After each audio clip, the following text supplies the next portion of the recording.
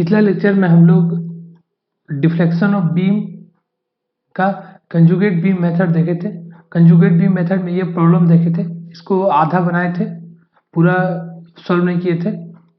ठीक है, तो हम लोग कंजुगेट बीम तक निकाल लिए थे, कंजुगेट बीम निकाल लिए थे। ये 5वां लेक्चर है। चौथा लेक्चर में का लास्ट में ये प्रॉब्लम हम लोग सॉल्व कर रहे थे। ठीक है, इसको पहले सॉल्व कर लेते हैं, फिर आगे कंजुगेट बीम मेथड से और प्रॉब्लम देखेंगे। ठीक है, तो ये मेरा कंजुगेट बीम आ गया था, इस बीम का कंजुगेट बीम आ गया था और उसका लोडिंग ये था m/, यही डायग्राम में आया था, तो इसका लोडिंग हो गया था। ठीक है, हम लोग इसमें थीटा सी ए और थीटा सी डी निकालना था। ठीक है, निकालते हैं थीटा सी ए थीटा सी डी। तो सबसे पहले थीटा सी ए और थीटा सी डी निकालने के लिए ये मेरा पॉइंट सी है, ये मेरा पॉइंट डी है। पहले रिएक्शन निकालना पड़ेगा, रिएक्शन। ये हमारा रिएक्शन मेरा R1 है और रिएक्शन मेरा R2 है।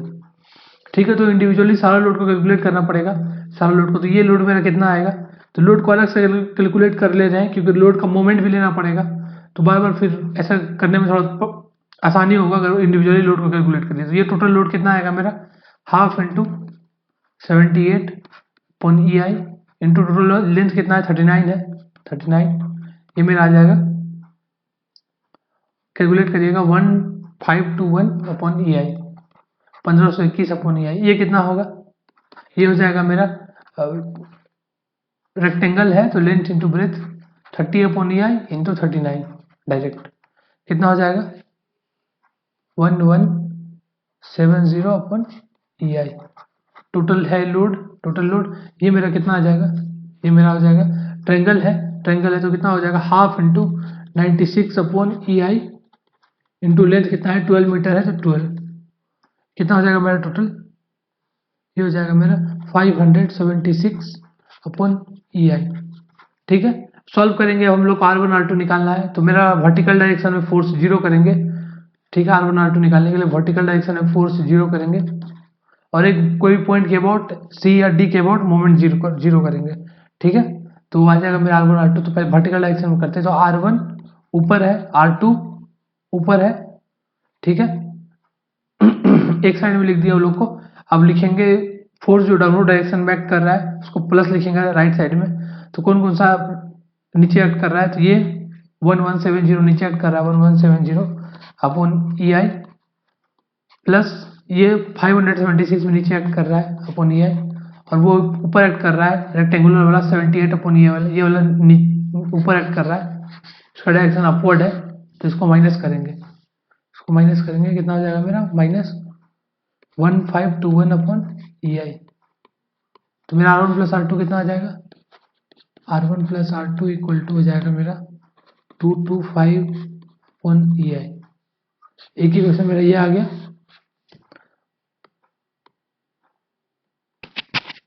ठीक है, और एक ही क्वेश्चन कैसे आएगा, एक ही क्वेश्चन आएगा, सिर्फ बेंडिंग मोमेंट हम लोग डी के अबाउट 0 करेंगे।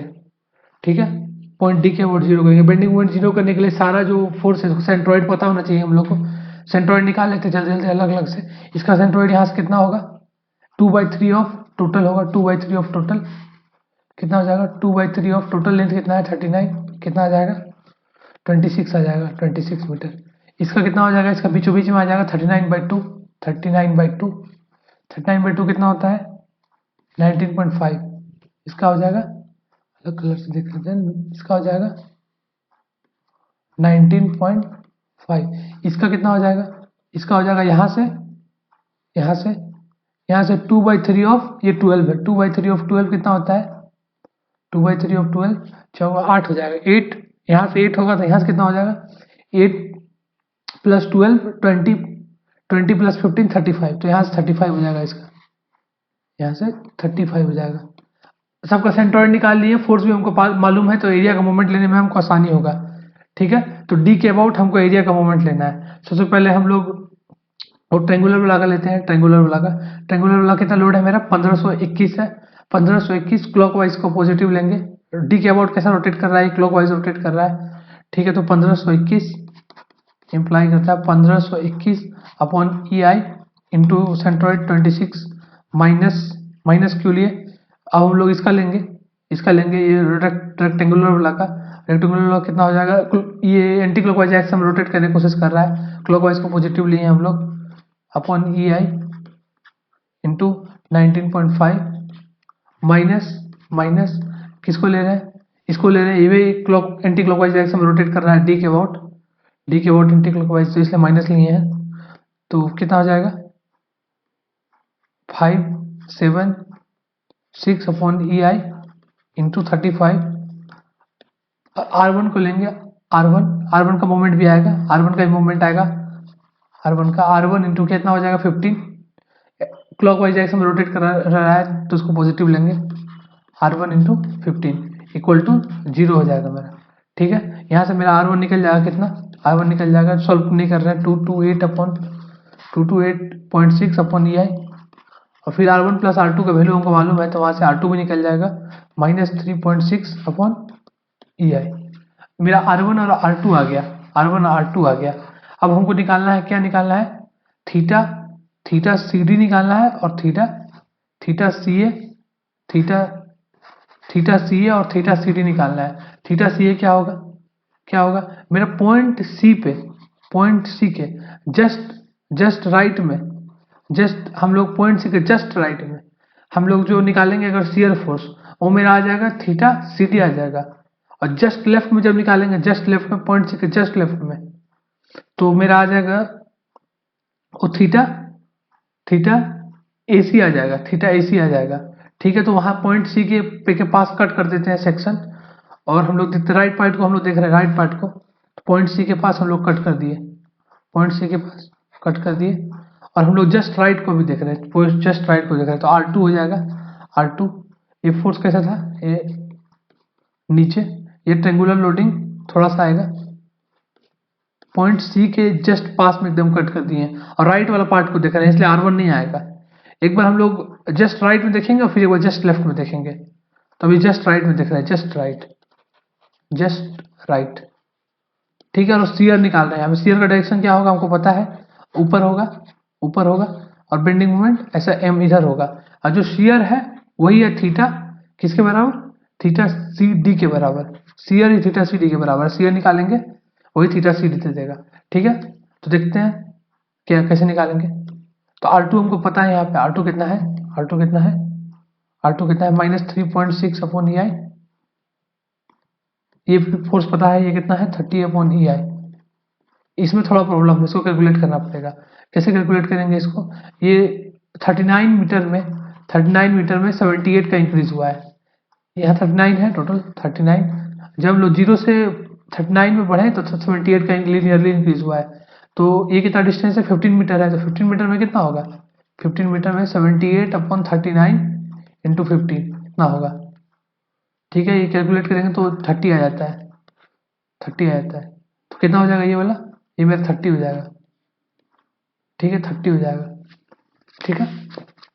ठीक है, अब यहाँ पे शियर फोर्स निकालना इजी है, सारा फोर्स का फ्लेक्सिबल इक्विलिब्रियम लेना है, इक्विलिब्रियम लेंगे फोर्स का वाई डायरेक्शन में, तो क्या हो जाएगा मेरे इक्विलिब्रियम लेने के बाद क्या हो जाएगा देखते हैं।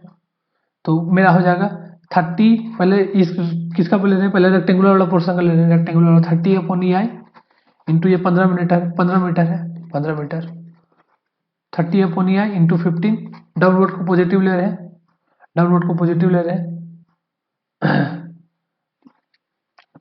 तो शियर किधर एक्ट कर रहा है, डाउनवर्ड को पॉजिटिव लिए, शियर ऊपर एक्ट कर रहा है, शियर को माइनस भी लिख देते हैं, और इस लोडिंग की वजह से, रेक्टेंगुलर लोडिंग की वजह से कितना हो जाएगा, डाउनवर्ड एक्ट कर रहा है वो भी, डाउनवर्ड, तो half into 30 into 15, 30 upon E I into 15। ठीक है, और माइनस R2 भी ऊपर एक्ट कर रहा है, तो माइनस R2 कितना है, -3.6 upon E I equal to 0।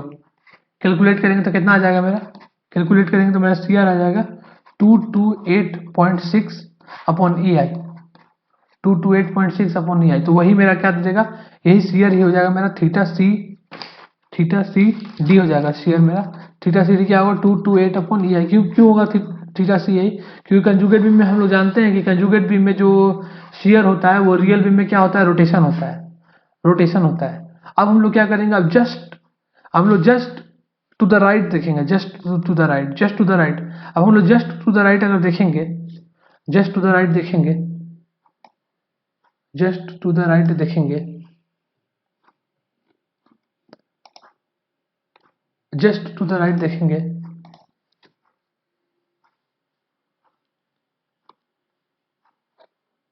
Just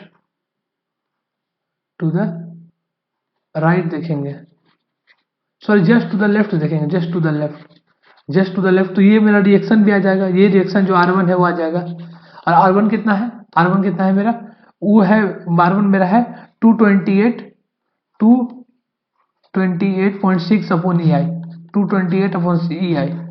तो और मेरा यहाँ पे शेयर आया था, कितना आया था शेयर मेरा, शेयर मेरा 228.6 अपॉन EI आया था, 228.6। तो अगर इस R1 के आने के बाद अगर हम शेयर निकालेंगे तो शेयर मेरा 0 आ जाएगा, 0 आ जाएगा, कैलकुलेट कर सकते हैं। और यहाँ से दिख भी रहा है कि यहाँ तक मेरा शेयर R1 के बिना शेयर 228 अपॉन EI आया था। तो जब R1 आ जाएगा, R1 का वैल्यू भी उतना ही है 228.6 अपॉन EI, तो उसको जब हम लोग इंक्लूड करेंगे तो शेयर 0 आ जाएगा, शेयर 0 आ जाएगा। फिर दोबारा कैलकुलेट नहीं करेंगे, वही सारा फोर्स है, सिर्फ एक R1 आ गया है, R1 आ गया। इस इक्वेशन में सिर्फ एक R1 आ जाएगा, इस इक्वेशन में सिर्फ एक R1 आ जाएगा, ये वाला इक्वेशन में, इस इक्वेशन में सिर्फ एक R1 आ जाएगा, और R1 सबको 0 कर देगा, सबको 0 कर देगा, और भी 0 आ जाएगा मेरा, ठीक है, भी 0 आ जाएगा। इसका मतलब क्या है पता चला हमको, थीटा ऑफ जो CA है, थीटा ऑफ CA है वो 0 हो जाएगा, वहाँ रोटेशन नहीं होगा। अब हम लोग को क्या कैलकुलेट करना है, डिफ्लेक्शन कैलकुलेट करना है, डिफ्लेक्शन एट C कैलकुलेट करना था, डिफ्लेक्शन एट C, जो कि क्या होगा, मोमेंट एट C, मोमेंट हम लोग कैलकुलेट करेंगे C पे, मोमेंट कैलकुलेट करेंगे C पे।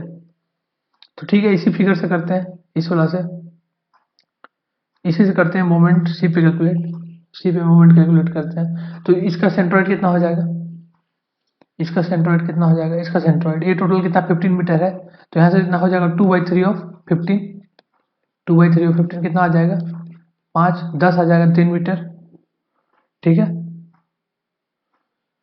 इसका सेंट्रोइड कितना होगा, 7.5 होगा, 7.5, ठीक है।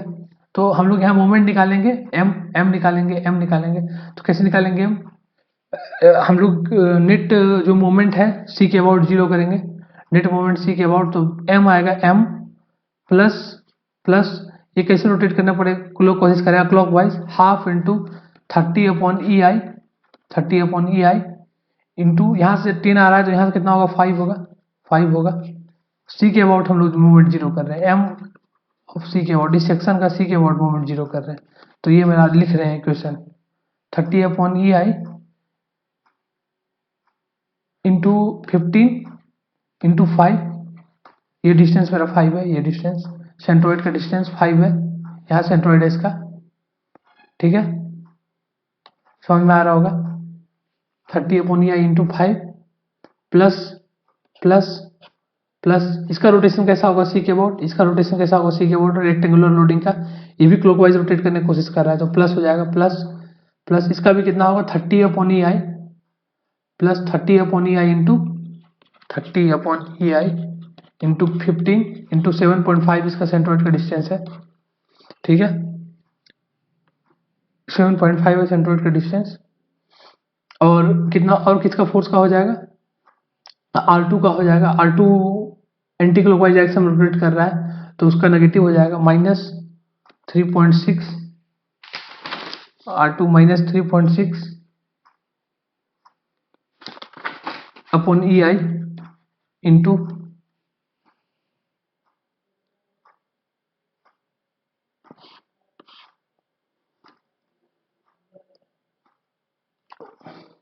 यहाँ R2 जो है वो माइनस में ही है, R2 माइनस में ही है, तो माइनस ऑफ माइनस करना पड़ेगा, माइनस ऑफ माइनस इंटू 15। ऊपर में भी अगर कैलकुलेट किया था R2 के लिए थे यूज, तो वहाँ पे भी माइनस ऑफ माइनस करना था, माइनस ऑफ माइनस करना था, ठीक है, माइनस ऑफ माइनस करना था, क्योंकि R2 का वैल्यू माइनस में है और हम उसका डायरेक्शन ऊपर दिखा के रखे हैं, ठीक है।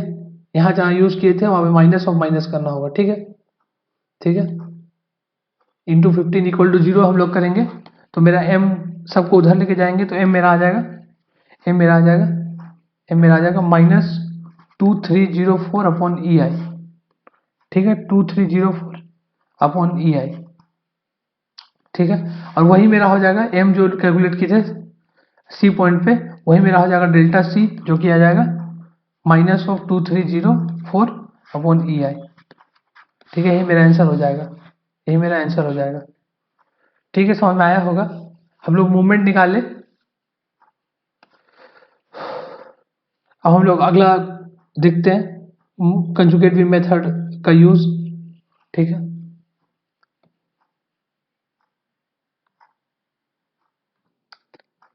अब हम लोग कंजुगेट बीम मेथड का यूज करके रिटर्नटेंट निकालेंगे, ठीक है, फिक्स्ड बीम में रोटेशनल स्लिप के लिए, ठीक है, ठीक है। ये कौन सा केस है? यह fixed beam width rotational slip, ठीक है।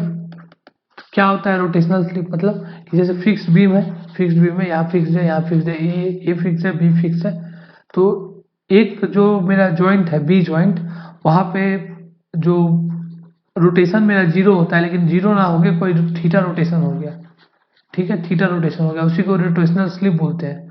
मतलब यहाँ पे हिंज की तरह बिहेव कर दिया ये बीम, ठीक है।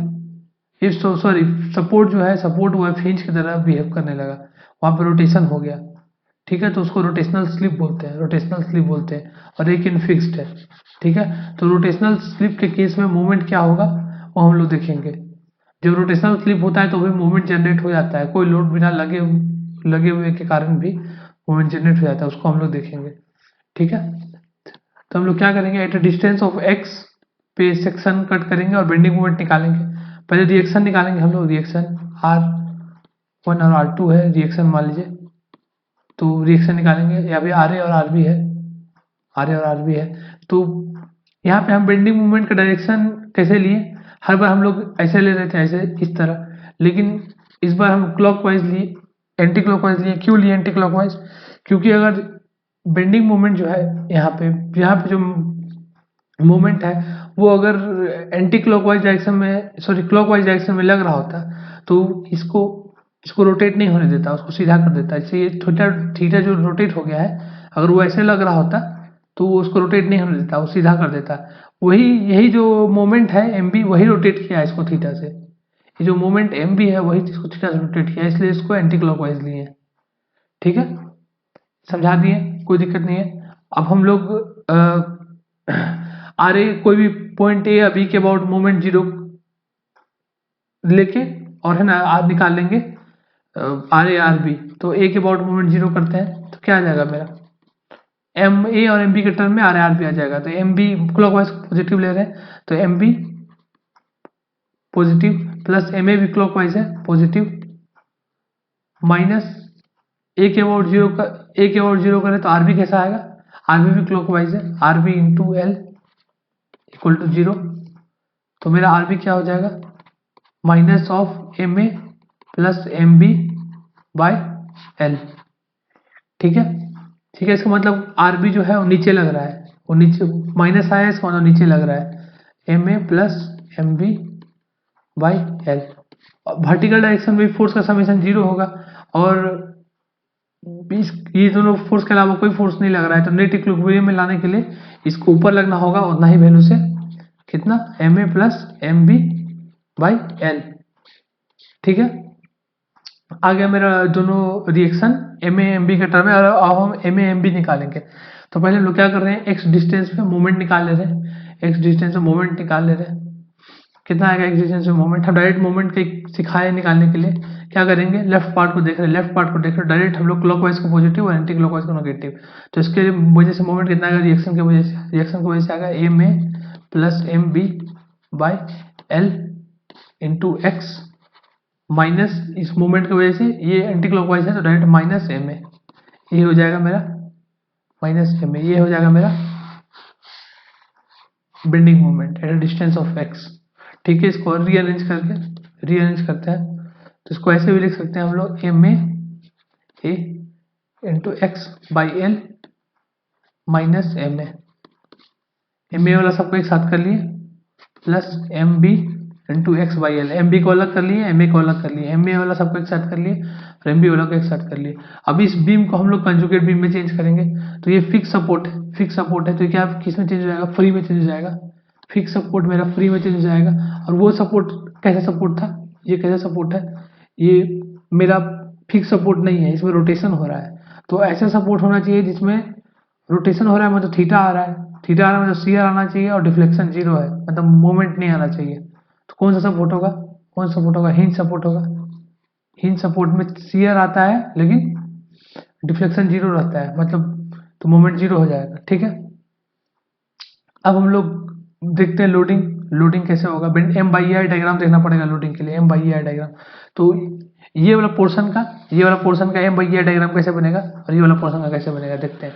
ठीक है, इसका क्या होगा, x इक्वल टू जीरो पे, इसका बनाते हैं पहले। x इक्वल टू जीरो पे एम ए वाला पोर्शन का x इक्वल टू जीरो पे माइनस एम ए होगा, minus M A, minus M A. और x इक्वल टू एल पे कितना होगा, x इक्वल टू एल पे, x इक्वल टू एल पे यहाँ पे एल अगर डाल देंगे तो M A by L into L minus M A, zero हो जाएगा, जीरो हो जाएगा टोटल। तो नेगेटिव होगा ये, इसका ऐसा बनेगा, इस पोर्शन का ऐसे बनेगा, इसका ऐसे बनेगा एम बाई ए डायग्राम। और इसका बनाते हैं अगर, तो इसका कैसे बनेगा, एक्स इक्वल टू जीरो पे जीरो और एक्स इक्वल टू एल पे M B, M B, M B, M B. और हम लोग लीनियर क्यों बना दिए, लीनियरली क्यों जोड़ दिए, लीनियर क्योंकि x M directly proportional to x है। और ये नेगेटिव था, ये पॉजिटिव है, पॉजिटिव है तो इसका लोडिंग किस तरह बनेगा, नेगेटिव है तो डाउनवर्ड लोडिंग और पॉजिटिव है तो अपवर्ड लोडिंग। तो इसका कैसे बनेगा, इसका बना रहे, ये कितना था, एम ए था, ये एम ए था और ये एम बी था। तो कैसे बनेगा,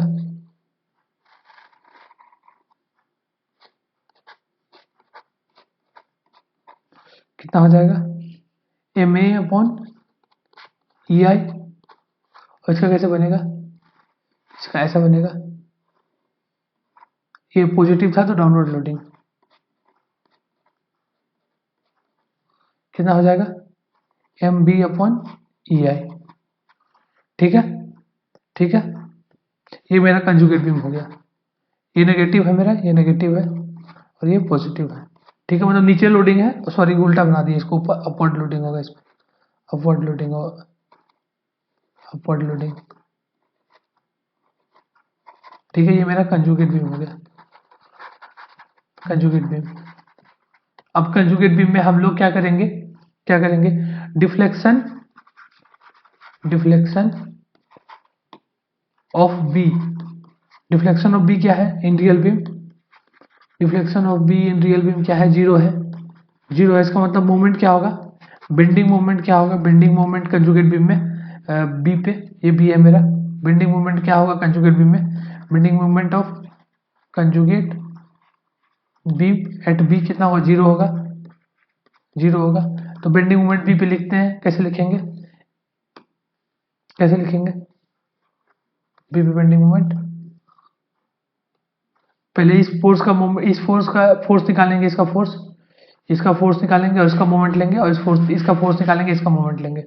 ठीक है, जल्दी इंडिविजुअली जल्दी दोनों का निकालते हैं। पहले बी का निकालते हैं, half into M B upon E I into L, triangular loading है, half into base into height into उसका सेंट्रोइड का डिस्टेंस कितना है, एल बाई थ्री है, एल बाई थ्री है।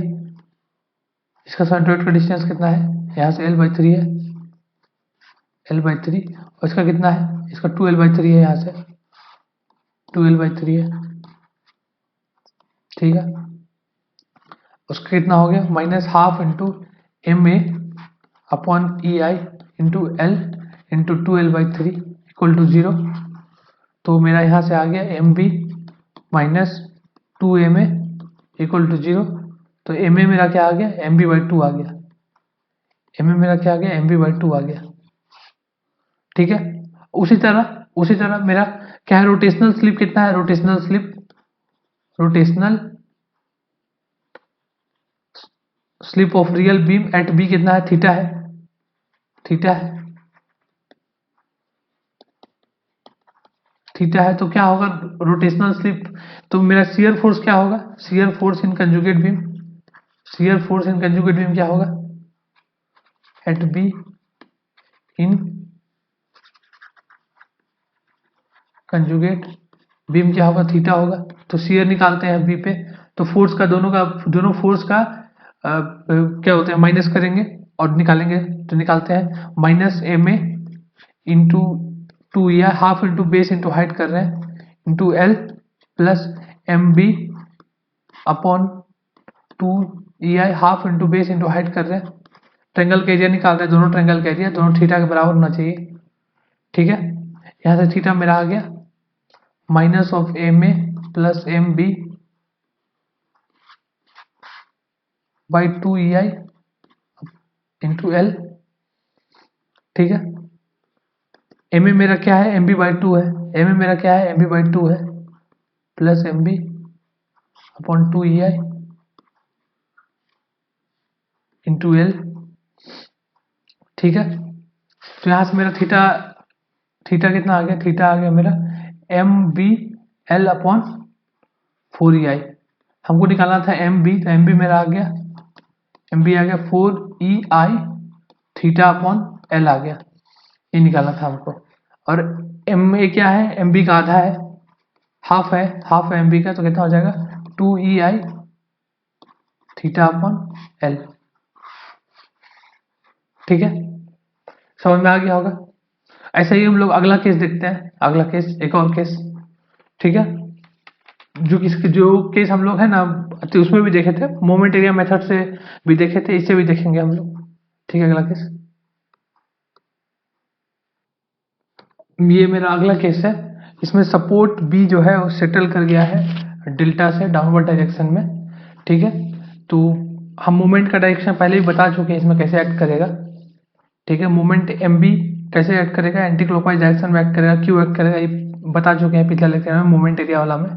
ठीक है, और रिएक्शन, इसका मोमेंट और रिएक्शन सब एकदम पिछला जो अभी प्रॉब्लम देखे थे एकदम उसी की तरह होगा। इसमें भी M A plus M B by L ऊपर में होगा, और इसमें नीचे में डाउनवर्ड डायरेक्शन में होगा, यहाँ पे M A plus M B by L. Change कहाँ होगा, इसका जो एम बाई आई डायग्राम है वो सेम बनेगा, सेम जैसे पिछला प्रॉब्लम बना था, सेम टू सेम। बस सिर्फ एक चेंज आएगा, यहाँ पे जो सपोर्ट था, सपोर्ट जो कंजुगेट बीम में, रियल बीम को जब कंजुगेट बीम में कन्वर्ट करेंगे, रियल बीम को कंजुगेट बीम में कन्वर्ट करेंगे, तो फिक्स सपोर्ट को तो फ्री सपोर्ट में बदल दिए। ये मेरा फिक्स सपोर्ट है, फिक्स सपोर्ट जो है उसको फ्री सपोर्ट में बदले, या फ्री सपोर्ट में बदले, लेकिन यहाँ पे जो बदले हम लोग, यहाँ पे बदले जो यहाँ पे बदले, यहाँ पे इसमें थोड़ा चेंज आया है। इसमें क्या हुआ, मेरा डाउनवर्ड डिफ्लेक्शन हुआ लेकिन मोमेंट जीरो है। तो ऐसा कौन सा सपोर्ट है जिसमें कि मोमेंट जीरो हो और मोमेंट जीरो नहीं हो और शियर जीरो हो। तो ये स्लाइडर है, स्लाइडर में मोमेंट जीरो नहीं होता है और शियर जीरो होता है, क्योंकि यहाँ पे रोटेशन नहीं हो रहा है। ठीक है, तो स्लाइडर का वाला केस है, स्लाइडर है वो केस। ठीक है, तो स्लाइडर सपोर्ट लगा है। बाकी पिछला एग्जांपल जैसा ही है, और पिछला जैसे एग्जांपल को एनालाइज किया था उस तरह इसको भी एनालाइज करेंगे कैसे। तो slope of real beam at B क्या है, slope of real beam at B zero है। स्लोप जीरो है, इसका मतलब क्या है, बी पे स्लोप जीरो है रियल बीम में। तो कंजुगेट बीम में शियर क्या होगा, बी पे जीरो होगा, शियर बी पे जीरो होगा। फिर हम लोग शियर को जीरो किए हैं, शियर को कैसे जीरो किए हैं कि ये फोर्स और ये फोर्स दोनों को बराबर किए हैं, दोनों मतलब इक्वल होगा, एक मतलब कि तभी तो यहाँ शियर जीरो होगा दोनों। तो इस ट्रेंगल के एरिया निकाले, इस ट्रेंगल के एरिया का माइनस किया तो जीरो है। Half into M by E I, half into base into height, triangle का area half into base into height, equate किए तो इक्वल टू जीरो किए, तो मेरा M B equal to M A आ गया। और दूसरा मेरा केस क्या है कि deflection of B in real beam is minus delta, नीचे डाउनवर्ड डायरेक्शन में इसलिए माइनस डेल्टा लिए। तो कंजुगेट बीम में क्या होगा कि bending moment at B in conjugate beam equal to minus delta. अब हम कंजुगेट बीम में बी पे मोमेंट निकालेंगे, तो क्या करेंगे हम लोग, मोमेंट निकालने के लिए इस जो फोर्स लग रहा है उसका मोमेंट लेंगे। तो पहले एम बी बाई ई आई का मोमेंट लेंगे, एम ए और एम ए बाई ई आई का मोमेंट लेंगे।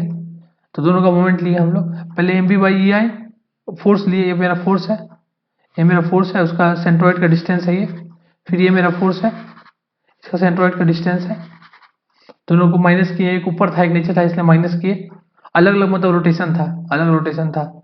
इसका रोटेशन ये कैसे रोटेट करना चाह रहा था, ये M B by I clockwise direction में रोटेट कराना चाहता है, ये एंटी क्लॉकवाइज डायरेक्शन में रोटेट कराना चाहता है, इसलिए सब्ट्रैक्ट हुआ दोनों एक दूसरे से। ठीक है, ठीक है, इक्वल टू माइनस डेल्टा, यहाँ से M B minus two M A, यहाँ पे M B minus two M A होगा, M B minus two M A is equal to इतना आ गया था मेरा minus six E I upon delta, बाकी सब को उधर लेके गए थे तब, सबको ई आई डेल्टा सबको उधर ले गए थे। और हमको इक्वेशन 1 से पता है कि एम बी और एम ए दोनों बराबर है, तो एम बी ए की जगह पे एम बी रिप्लेस किए, यहाँ पे एम ए की जगह पे एम बी को रिप्लेस किए फ्रॉम 1 से, तो मेरा एम बी कितना आ गया, सिक्स ई आई डेल्टा अपॉन एल स्क्वायर आ गया, कितना आ गया, सिक्स ई आई डेल्टा अपॉन एल स्क्वायर आ गया, और एम बी और एम ए दोनों बराबर था तो एम ए भी उतना ही हो जाएगा, सिक्स ई आई डेल्टा अपॉन एल स्क्वायर। ठीक है, यहाँ पे मेरा कंजुगेट बीम मेथड पढ़ लिए हम लोग। अब हम लोग अगला एनर्जी मेथड पढ़ेंगे, एनर्जी मेथड से भी हम लोग डिफ्लेक्शन निकालते हैं, और मेरा लास्ट मेथड है। ठीक है, तो एनर्जी मेथड से डिफ्लेक्शन निकालने सीखते हैं हम लोग।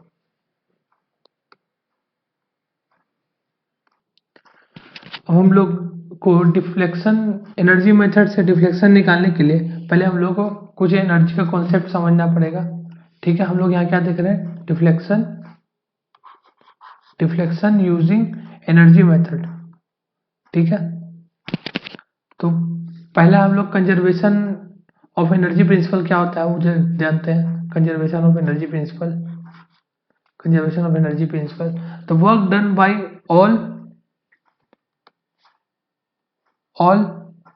The external force acting on a structure, जिसको यूई बोले हैं, is transformed into internal work और स्ट्रेन एनर्जी, जिसको यूआई बोल रहे हैं।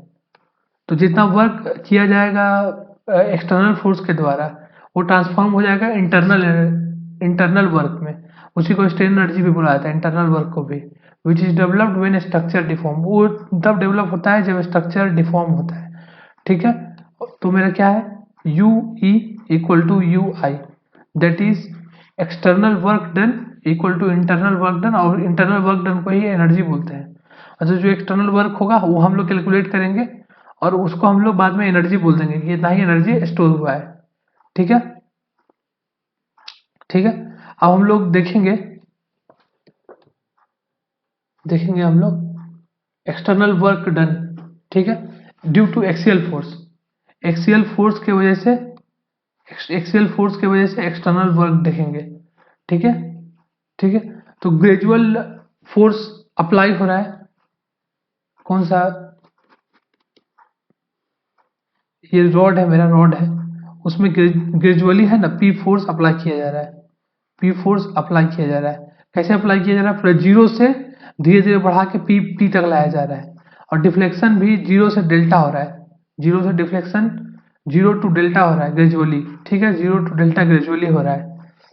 ठीक है, इसका लेंथ एल है और इसका cross section area cross section A है,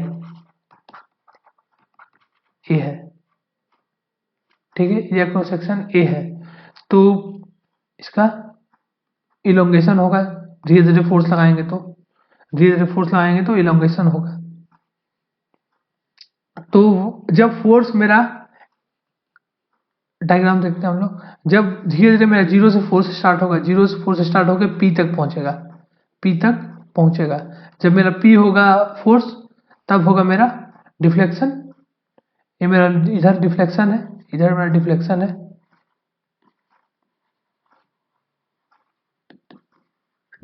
है, और इधर मेरा लोड है, तो पी हम यहाँ लिखेंगे पी, ये मेरा लोड है, जो मेरा लोड पी होगा तो मेरा डिफ्लेक्शन कितना होगा, मेरा डेल्टा होगा डिफ्लेक्शन। तो जब मेरा फोर्स एफ होगा तब भी कुछ डिफ्लेक्शन होगा, मान लीजिए एक्स होगा, कोई भी डेल्टा होने से पहले कोई भी टाइम पे जब एक्स डिफ्लेक्शन होगा तब भी कुछ, जब फोर्स एफ एक्ट करेगा तब भी कुछ डिफ्लेक्शन होगा। तो जो मेरा एफ बाई एक्स होगा, एफ बाई एक्स और पी बाई डेल्टा के बराबर होगा, क्योंकि इसका स्लोप जो है कांस्टेंट है। ये मेरा पी है, ये मेरा पी है, और ये मेरा डेल्टा है, डेल्टा, और ये मेरा एफ है और मेरा एक्स है, एक्स, और थीटा जो है वो कांस्टेंट है मान लीजिए।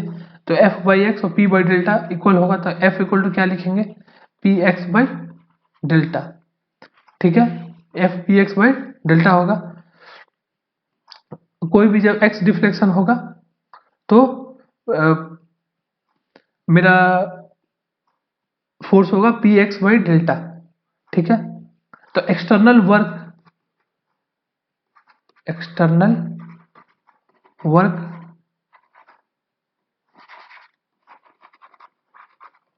Done due to gradually applied force P,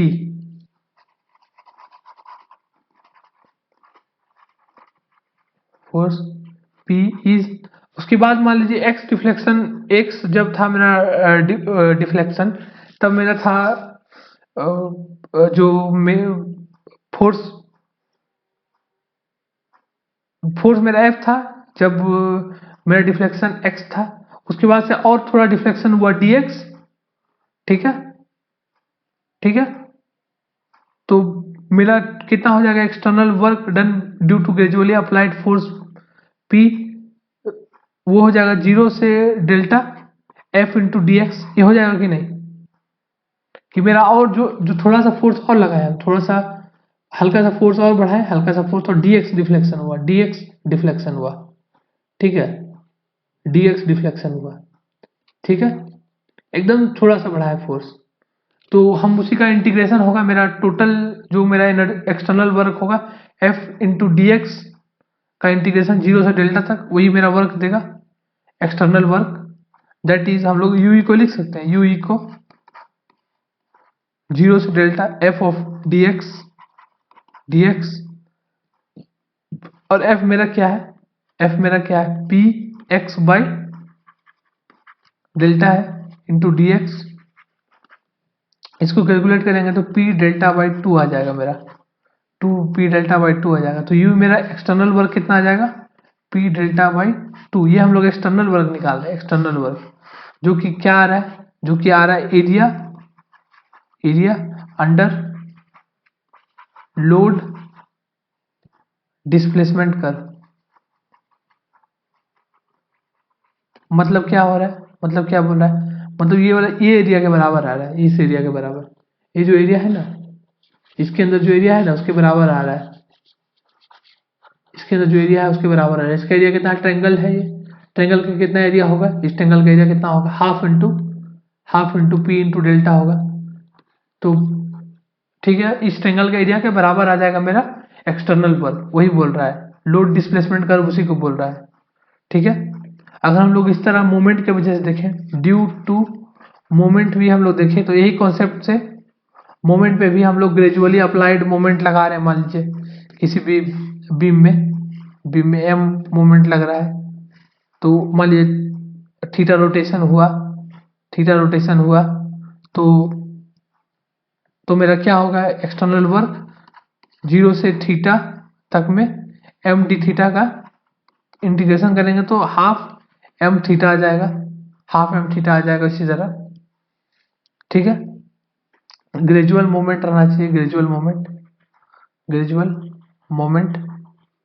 ठीक है, ठीक है, आगे हम देखते हैं एक और चीज देखते हैं कि इसी कर्व के हिसाब से, इसी कर्व से कि मेरा मान लीजिए पी लोड लग रहा है, लोड लग रहा है, पी की वजह से मेरा डिफ्लेक्शन डेल्टा हुआ, लेकिन पी के बाद फिर और एक लोड लगा मेरा एफ डैश, पी के बाद मेरा एक और लोड लगा एफ डैश। तो टोटल लोड क्या हो गया मेरा, पी प्लस एफ डैश, और टोटल डिफ्लेक्शन मेरा कितना हो गया, और एफ डैश की वजह से डिफ्लेक्शन हुआ डेल्टा डैश, तो delta plus delta dash deflection हो गया टोटल। ठीक है, टोटल अगर हम लोग वर्क डन देखेंगे तो मेरा work done by P, work done जो वर्क डन बाय पी होगा, work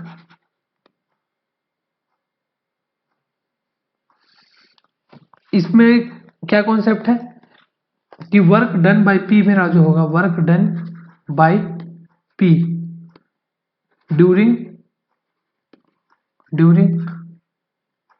deformation of delta dash, deformation of delta dash, वो होगा P into delta dash, P into delta dash, जो कि होगा area of area A1। Area A1 किसको बोल रहे हैं? एरिया A1, ये इस एरिया को एरिया A1 बोल रहे हैं, इस एरिया को एरिया A1 बोल रहे हैं। ये जो मेरा एरिया है A1 बोल रहे हैं, इसको एरिया A1 बोल रहे हैं, इसको एरिया A1 बोल रहे हैं, एरिया A1, और इसको एरिया A2 बोलेंगे,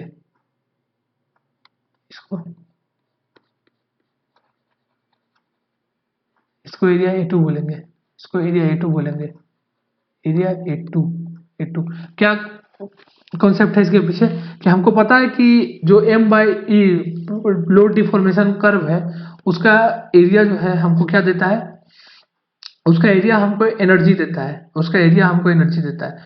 और P लोड पहले से लग रहा होगा, if P force is already applied to the bar and another force F dash is now gradually applied so that bar is deformed by amount delta dash amount से extra deform करे।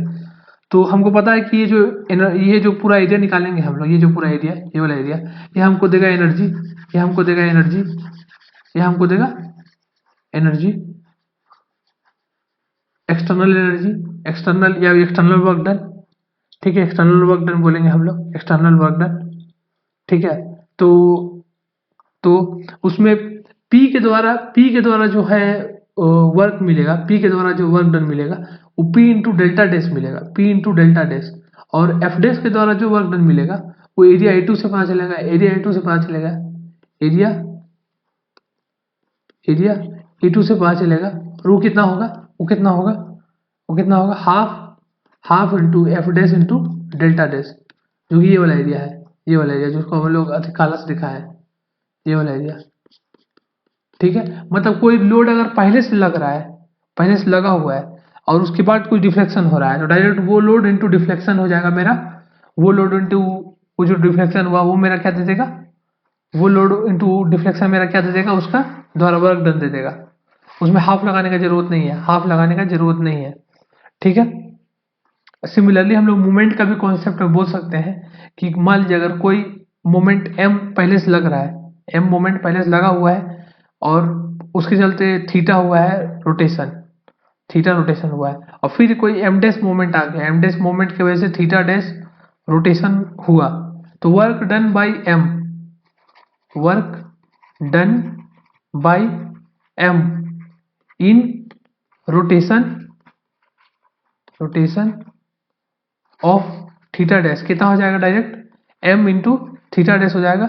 लेकिन M dash के द्वारा theta dash में कितना work done होगा, M dash के द्वारा work done by M dash in rotation of theta dash कितना हो जाएगा, इन रोटेशन ऑफ थीटा डैश कितना हो जाएगा, half into M dash into theta dash, क्योंकि M पहले से लग रहा था, उसके बाद फिर थीटा डैश रोटेशन हुआ, ठीक है, ठीक है। आगे देखते हैं हम लोग, ठीक है, हम लोग स्ट्रेन एनर्जी देखते हैं, स्ट्रेन एनर्जी, ठीक है, इलास्टिक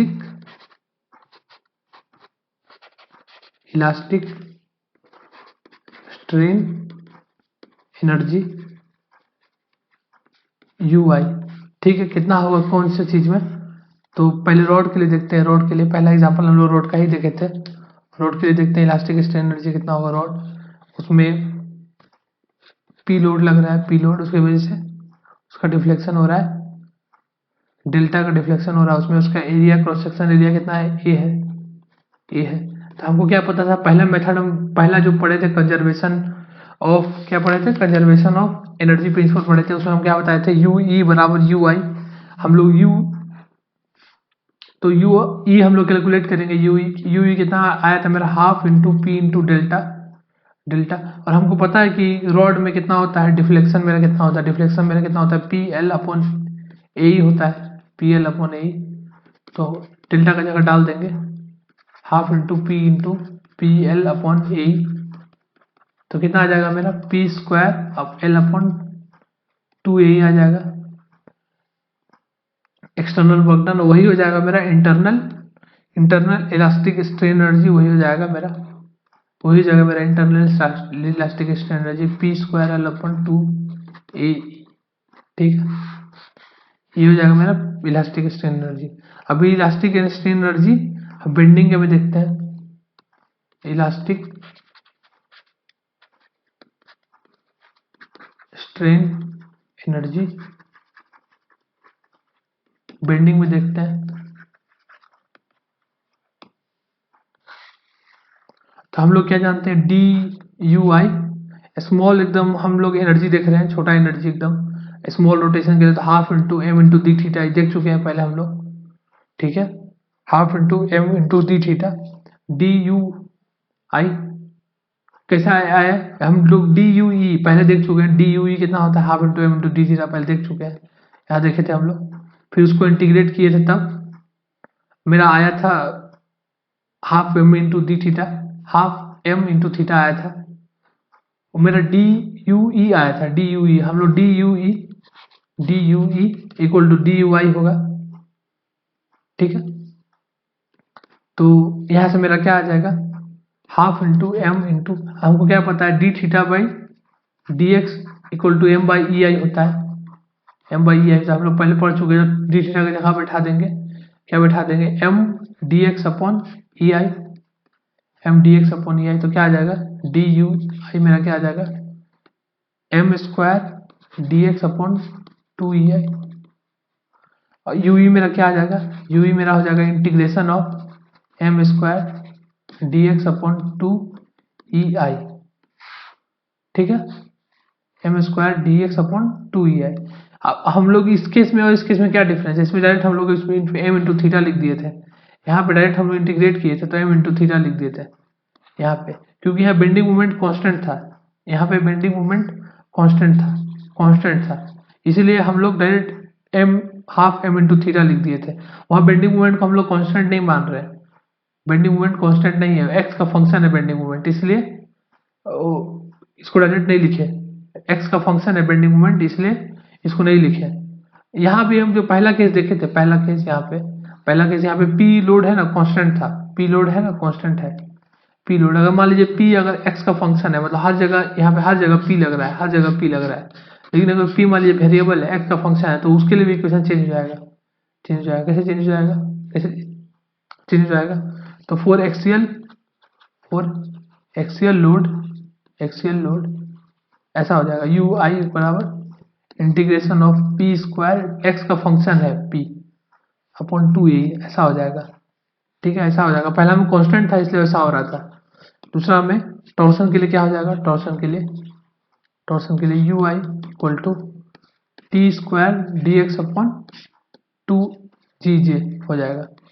अगर फिर देखें हम लोग शेयर के लिए तो शेयर में क्या आ जाएगा U I equal to K into V square d x upon 2 V square d x upon 2 ठीक है, जहाँ के मेरा फॉर्म फैक्टर है, जो कि डिपेंड करता है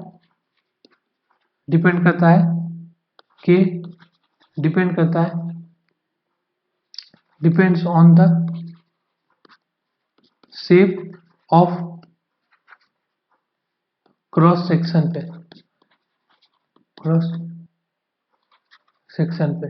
ठीक है, तो ये हम बताएंगे आगे दूसरा लेक्चर में कि अलग अलग शेप के लिए क्या होता है और ये फॉर्मूला कैसे आया।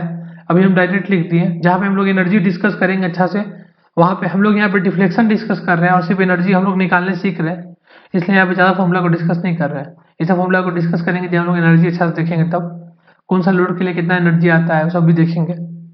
ठीक है, ए मेरा क्या है, ए और जी और ए जी, ये लोग का नाम है कुछ, इसको बोलते हैं हम लोग एक्सियल रिजिडिटी, जी को क्या बोलते हैं, टॉर्सनल रिजिडिटी। एजी को क्या बोलते हैं? Shear rigidity, shear rigidity. EI को फ्लेक्सियल रिजिडिटी।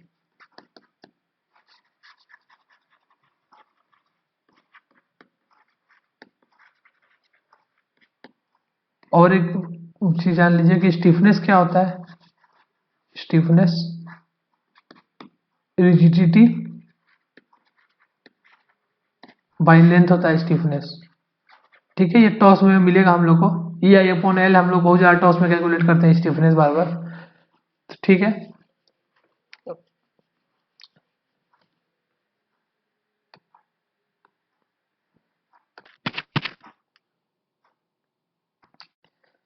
अब हम लोग अगला मेथड देखेंगे। अगला मेथड है मेथड ऑफ वर्चुअल वर्क और यूनिट लोड मेथड। अभी हम लोग जो पीछे जो भी कॉन्सेप्ट पढ़े थे वही सब कॉन्सेप्ट का यूज करके इसका वर्चुअल वर्क मेथड का एक डेरिवेशन होता है, लेकिन डेरिवेशन नहीं देख के हम लोग डायरेक्ट सीधे डायरेक्ट फॉर्मूला देख रहे हैं। डेरिवेशन ना देखते हुए डायरेक्ट हम लोग फॉर्मूला देख रहे हैं, फॉर्मूला। ठीक है, तो फॉर्मूला क्या बोलता है कि external virtual work done is equal to internal virtual work done. क्या होता है वर्चुअल वर्क डन? क्या, क्यों है इसका नाम virtual work method, unit load method? बताते हैं आप लोग को, डायरेक्ट बताने की कोशिश करते हैं बिना डेरिवेशन में जाए हुए। ठीक है, ठीक है, पीछे जो कॉन्सेप्ट पढ़े थे उसका यूज करके। ये कोई भी बीम है, कोई भी बीम है, उसमें कुछ भी लोडिंग लग रहा है, कुछ भी लोडिंग लग रहा है, कुछ भी लोडिंग लग रहा है। ठीक है, ठीक है, उसकी वजह से डिफ्लेक्शन हो निकालना है हमको, कोई भी पॉइंट का, कोई भी पॉइंट ए का हमको डिफ्लेक्शन निकालना है। ठीक है, तो ए का डिफ्लेक्शन निकालने के लिए हम लोग क्या करेंगे? हम लोग क्या करेंगे, पहले उसमें एक पे, पहले उस पे ए पे है ना यूनिट लोड लगा देंगे, 1 किलो न्यूटन या 1 यूनिट का यूनिट लोड लगा देंगे, यूनिट लोड लगा देंगे। और ये जो लोडिंग लग रहा है, ये कोई भी लोडिंग की वजह से P1 P2, उसके वजह से मेरा इस पॉइंट का डिफ्लेक्शन कितना होगा? इस पॉइंट का डिफ्लेक्शन हमारा डेल्टा होगा। तो पहले हम 1 लगा देंगे, 1 यूनिट का लोड, उसके बाद फिर हम ये वाला लोडिंग लगाएंगे। उसके बाद हम लोग ये वाला लोडिंग, जो भी मेरा लोडिंग है यहाँ पे, सेम लोडिंग को हम रिपीट करेंगे। P1 P2 और जो भी लोडिंग है मेरा, उसको रिपीट करेंगे, उसको रिपीट करेंगे 1 यूनिट का लोड लगाने के बाद। अब 1 यूनिट का लोड लगाने से क्या होगा?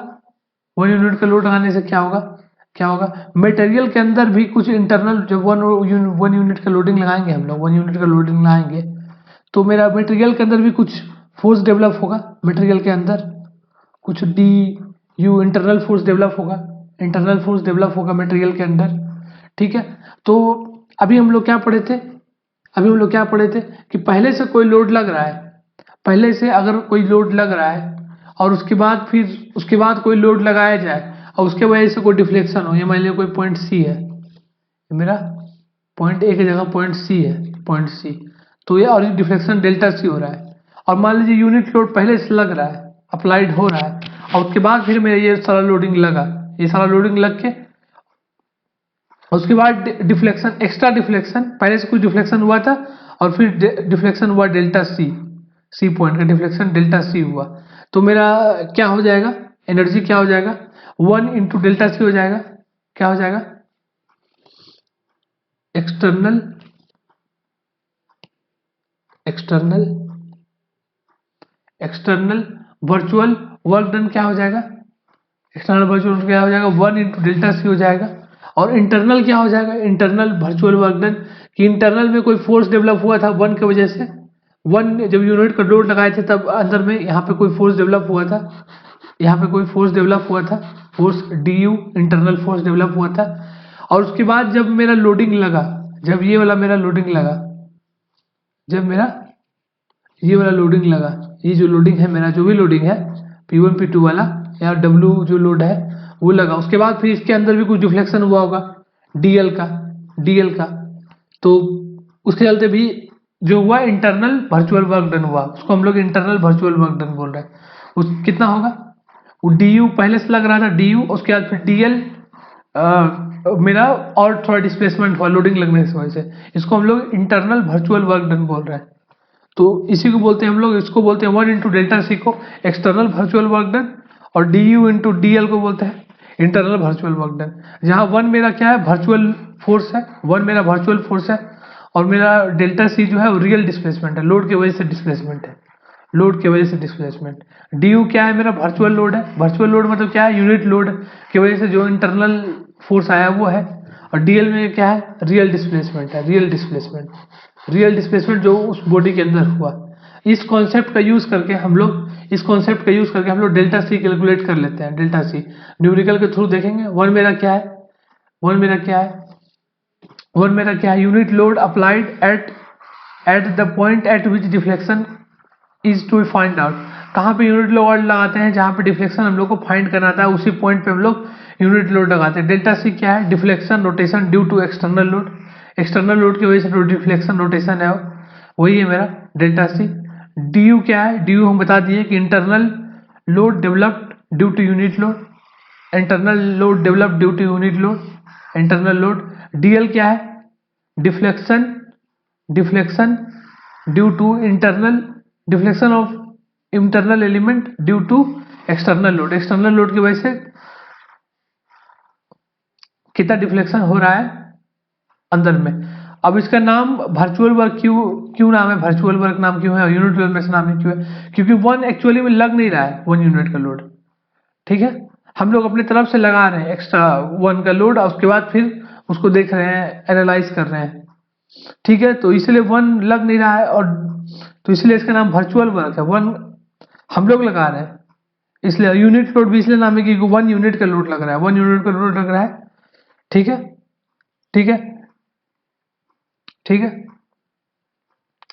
और ये क्यों यूज करते हैं, यूज होता है deflection calculation in truss beams and frames, ठीक है, डिफ्लेक्शन कैलकुलेशन में मदद करता है ट्रस बीम और फ्रेम में। अभी हम लोग देखेंगे कि कैसे यूनिट लोड मेथड कैसे बीम और फ्रेम में लगाते हैं, और वर्चुअल वर्क मेथड उसी को बोलते हैं, और बीम और फ्रेम के लिए कैसे यूज करते हैं, बीम एंड फ्रेम के लिए कैसे यूज करते हैं, ठीक है, ठीक है। क्या होता है यूनिट लोड मेथड, समझा दिए हम कैसे इसका कॉन्सेप्ट है। इसका एक डेरिवेशन है, बड़ा डेरिवेशन में हम लोग नहीं गए, डेरिवेशन बहुत ज़्यादा मतलब कॉम्प्लेक्स है और उतना इंपॉर्टेंट भी नहीं है, ठीक है। मान लीजिए मेरा कोई बीम है,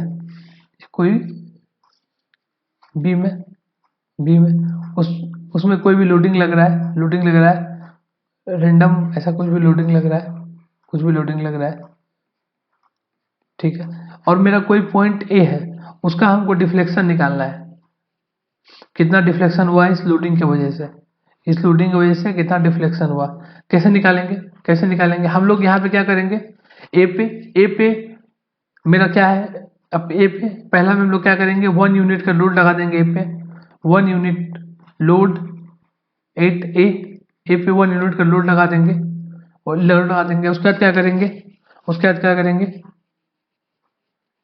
उसके बाद फिर इसके अंदर इंटरनल मोमेंट कैलकुलेट करेंगे due to load one unit, internal moment calculate करेंगे उसके अंदर वन यूनिट की वजह से, ठीक है। उसके बाद क्या करेंगे, उसके बाद हम लोग जो एक्सटर्नल लोड है उसको लगाएंगे, और उसके बाद फिर पॉइंट ए का डिफ्लेक्शन कैलकुलेट करेंगे एक्सटर्नल लोड की वजह से। पॉइंट ए का डिफ्लेक्शन मान लो कुछ भी होगा, कैलकुलेट नहीं करेंगे, कुछ भी मान लीजिए डेल्टा डिफ्लेक्शन होगा एक्सटर्नल लोड की वजह से, और जो मेरा इंटरनल एलिमेंट था, कोई भी मान लीजिए यहाँ पे एलिमेंट है, मान लीजिए कोई भी इंटरनल एलिमेंट है डी एक्स डिस्टेंस पे कोई भी एलिमेंट है, उसमें रोटेशन आया मेरा डी थीटा, तो मेरा डी थीटा क्या हो जाएगा, m by E I into d x हो जाएगा, m by E I into d x, ठीक है। जहाँ m क्या है, यहाँ m क्या है, where m is the bending moment है, bending moment due to external load की वजह से, ठीक है, ठीक है। हम क्या बोले यहाँ पे तीसरा नंबर पॉइंट में, हम बोले कि जो लोड लगा, ये जो भी कुछ भी लोड था, डब्ल्यू लोड था, उसके वजह से ए पॉइंट पे क्या है, डेल्टा डिफ्लेक्शन आया, ए पॉइंट पे डेल्टा डिफ्लेक्शन आया, और कोई भी एक छोटा सा एक्स डिस्टेंस पे एलिमेंट है उसमें dx का इलोंगेशन हुआ और उस dx एलिमेंट का रोटेशन हुआ d थीटा। अभी हम जो बोल रहे हैं वो हम लिख के भी दे देंगे, अच्छा से लिख के दे देंगे, ठीक है, और समझा भी देंगे। वो एलिमेंट का d थीटा रोटेशन हुआ, तो d थीटा मेरा क्या आ गया, m/ei इंटू डी एक्स, ये हमको पता है, मोमेंट के टर्म में लिख दिया d थीटा को। अब हम लोग इसमें bending, m is the bending moment at x due to real load, ठीक है। अब हम लोग इसमें यूनिट लोड वाला प्रिंसिपल लगाते हैं।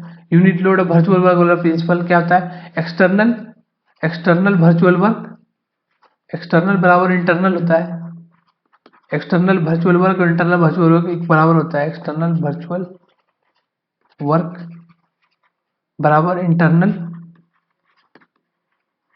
Virtual work. इस कॉन्सेप्ट का यूज करेंगे, कैसे यूज करेंगे कि जैसे 1 यूनिट का जब लोड लगाए हम लोग, यहाँ पे 1 यूनिट का लोड लगाए, उसके बाद 1 यूनिट का लोड लगाने के बाद ये लोड लगाए हम लोग, ये जो लोडिंग था उसका डब्ल्यू लोड वो लगाए, तो डिफ्लेक्शन कितना हुआ, डेल्टा डिफ्लेक्शन हुआ। तीसरा नंबर पॉइंट में हम लोग देखें तो 1 इंटू डेल्टा, और स्टार्टिंग में मोमेंट कितना था, स्टार्टिंग में मेरा m मोमेंट था 1 यूनिट की वजह से, मोमेंट m था, इंटू उसके बाद फिर x डिस्टेंस पे, m मोमेंट कहाँ पे है, x डिस्टेंस पे मोमेंट है m, x डिस्टेंस पे। उसके बाद उस मोमेंट की वजह से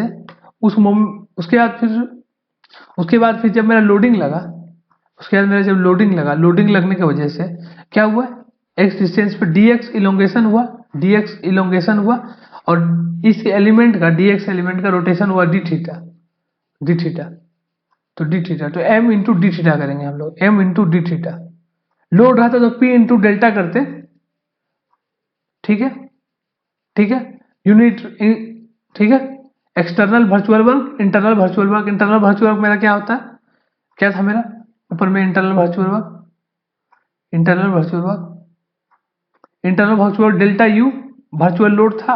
अब u क्या था, u था मेरा internal load developed due to unit load. यहाँ पे u हम लोड नहीं है, मेरा मोमेंट है, और ये क्या है, dl डिफ्लेक्शन है due to internal element due to external load. तो मेरा u जब फोर्स था तो dl था, तो मोमेंट था तो रोटेशन लेंगे हम लोग, मोमेंट है तो मोमेंट को रोटेशन के साथ मल्टीप्लाई करेंगे, ठीक है, मोमेंट को रोटेशन के साथ मल्टीप्लाई करेंगे, यही मेरा हो गया। और इसको इंटीग्रेट कर देंगे, 0 से लेकर L तक, पूरा बीम के लिए अप्लाई कर देंगे 0 से लेकर L तक, ठीक है। तो डेल्टा इक्वल टू क्या हो गया, 0 टू L, m तो मेरा m है और d थीटा क्या है, m dx अपॉन ei, तो डेल्टा मेरा क्या आ गया, 0 to L m dx upon ei, ठीक है। ये मेरा यूनिट लोड का कॉन्सेप्ट से आया और वर्चुअल वर्क मेथड का कॉन्सेप्ट से आया, जहां पे हम बताएं आपको m क्या था, bending moment generated due to unit load at distance x, कोई भी distance x due to unit load कहाँ पे, यूनिट लोड कहाँ पे लगाए थे, जहां डिफ्लेक्शन चाहिए था, unit load eight desired deflection. Unit load कहाँ पे लगाएंगे, जहां का डिफ्लेक्शन चाहिए, हमको ए का डिफ्लेक्शन चाहिए था, इसलिए हम ए पे लगाए थे, इसलिए डिजायर्ड डिफ्लेक्शन लिख रहे हैं, जहां का जरूरत है वहां पे लगाने के बाद जो मेरा बेंडिंग मोमेंट आया वो m है। कैपिटल M क्या है, bending moment due to external load जो था मेरा बीम पे, उसके वजह से external load at a distance x,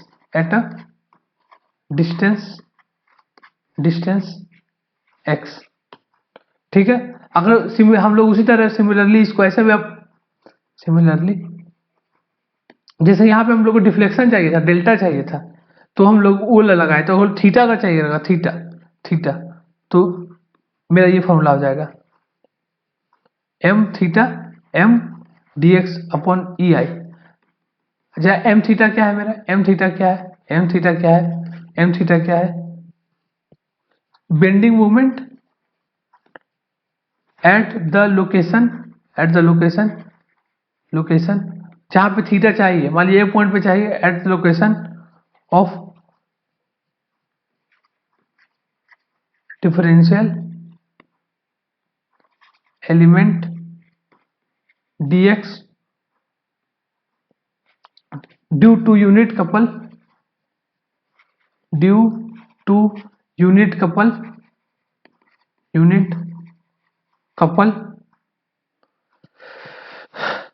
eight desired location, at desired location जहां पे चाहिए वहां पे हम लोग क्या करेंगे, कपल लगाएंगे। जैसे यहाँ पे यूनिट लोड लगाए थे, यूनिट फोर्स लगाए थे, जैसे हम लोग यहाँ पे क्या किए थे, यूनिट फोर्स लगाए थे, यहाँ पे ए पे क्या लगाए थे, यूनिट लोड लगाए थे, फोर्स लगाए थे, 1 यूनिट का फोर्स लगाए थे। अब यूनिट अगर हमको, क्योंकि हम लोग को डिफ्लेक्शन चाहिए था, लेकिन अगर हम लोग को रोटेशन चाहिए रहेगा, रोटेशन चाहिए रहेगा ए का, तो हम लोग वहां पे 1 यूनिट का रोटेशन लगाएंगे, मोमेंट लगाएंगे, कपल लगाएंगे, 1 यूनिट का कपल लगाएंगे।